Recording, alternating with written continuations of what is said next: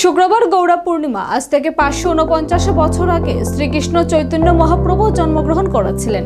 তিনি ছিলেন ভারতীয় হিন্দু সাধক এবং গৌড়ীয় বৈষ্ণব ধর্মের প্রতিষ্ঠাতা।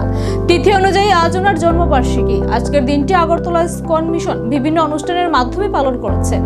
সকালে বাল্যভোগের পর নগর সংকীর্তন দিয়ে শুরু হয় আজকের দিনের বিশেষ অনুষ্ঠান। সকাল 10টা থেকে শুরু হয়েছে কীর্তন মেলা। বিভিন্ন সম্প্রদায়ের কীর্তনীয় দল আজকের এই কীর্তন মেলায় অংশগ্রহণ করেন।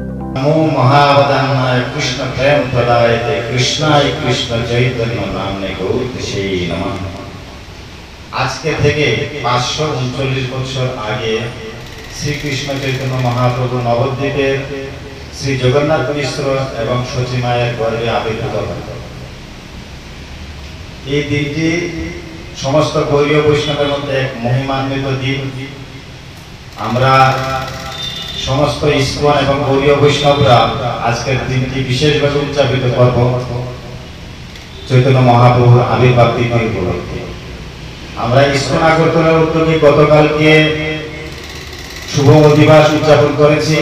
আজকে সকালে নগর সংকীর্তন করেছি এবং বিকাল 4টায় আমরা আজকে শুভ অভিষেক শুরু করব।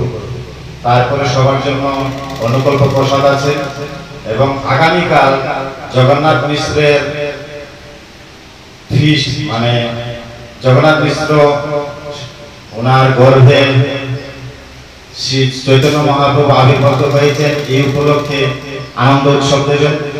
সকলের জন্য মহাপ্রসাদের ব্যবস্থা করেছে আমাদের ইস্কন আগরতলার পক্ষ থেকে। হরে কৃষ্ণ।